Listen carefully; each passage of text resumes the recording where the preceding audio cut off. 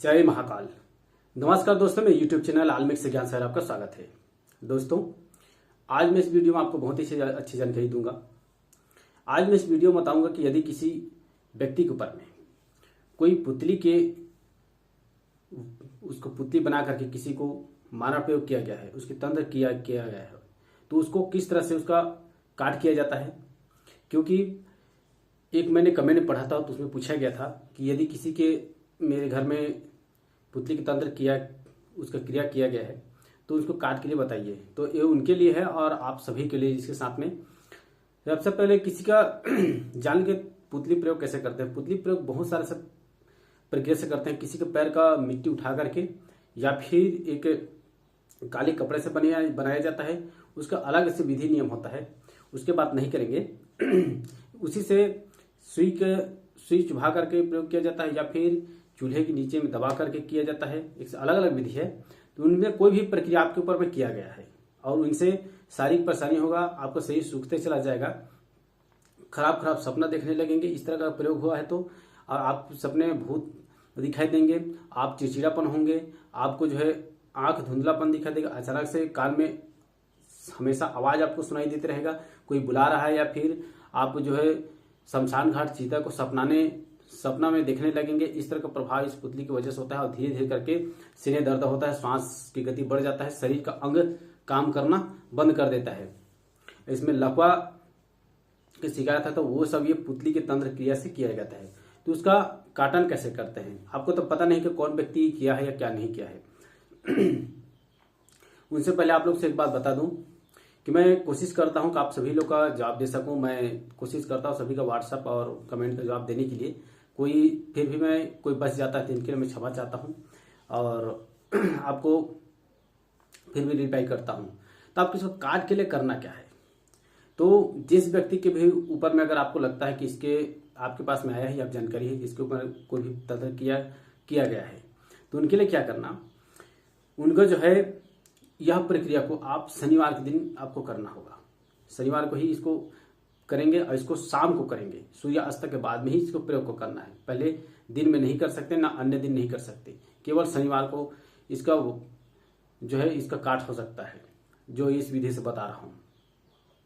आपको इसमें आवश्यकता पड़ेगा एक सकोरा का, माने कि किसी बर्तन का ढक्कन मिट्टी का काला कलर का, और आप इसमें केले का पत्ता, एक नारियल, एक नींबू, बंगला का पत्ता, तीन नग सुपारी, लवंग इलायची 5, 2 इलायची, 3 लवंग 5 हो गया, और एक मिट्टी का दीपक और एक बाती, और उसमें तेल आप सरसों का इस्तेमाल कर सकते हैं। अगर घी का मिल जाता है तो घी का लगाने सबसे उत्तम होगा।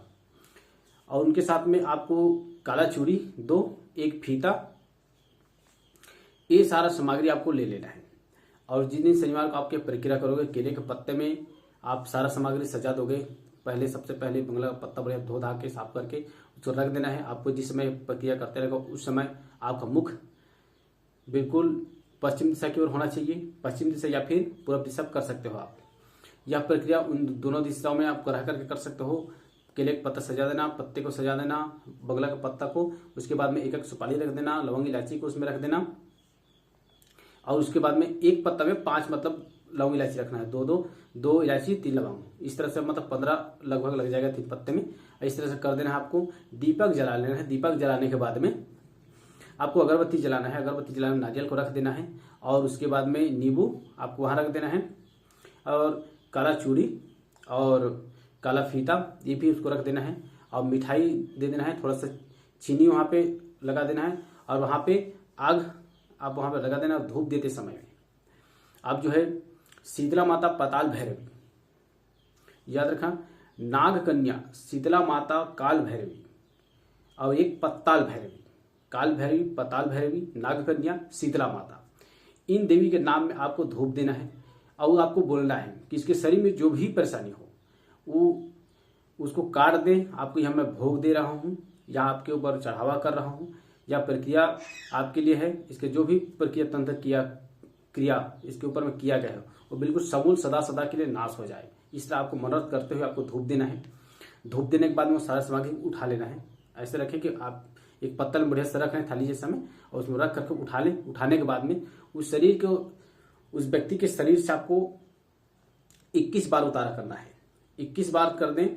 उतारा करने के बाद में उस सारा सामग्री को आपको याद रखें, जिस समय यह प्रक्रिया करते करेंगे शुरू करेंगे जिस समय पत्ता रखने के लिए, और जब तक कि और यह प्रक्रिया करके आपको उसके चौरास्ते पर या फिर गांव के बाहर, शिवाना के बाहर जिसको रखते तक आपको किसी से बातचीत नहीं करना है। इसमें विशेष कर ध्यान रखें, आपको यह प्रक्रिया कोई ना देखे इस तरह से करना है, रात्रिकालीन में करना है इसको, इसलिए सूर्यास्त के बाद में ही करना।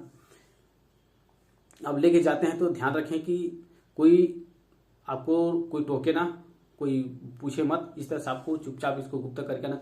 यदि आप इस गुप्त नवरात्रि में इसको कर लेते हो तो इसमें गुप्त नवरात्रि में कोई भी दिन आप कर लोगे यह कार्य तो हो जाएगा। इसमें कोई विशेष दिन है, ये गुप्त नवरात्रि है। नवरात्रि के बाद में कोई अन्य दिन करोगे तो शनिवार को यह प्रक्रिया करना। इसको तुरंत आप कर दोगे तो बिल्कुल ये ठीक हो जाएगा।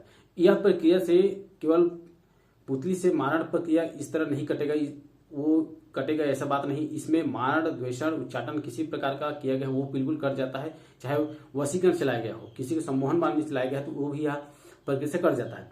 यह गुप्त जो है इसकी विधि है, जो आप लोग के जनहित जन कल्याण के लिए मैं जानकारी बता रहा हूँ।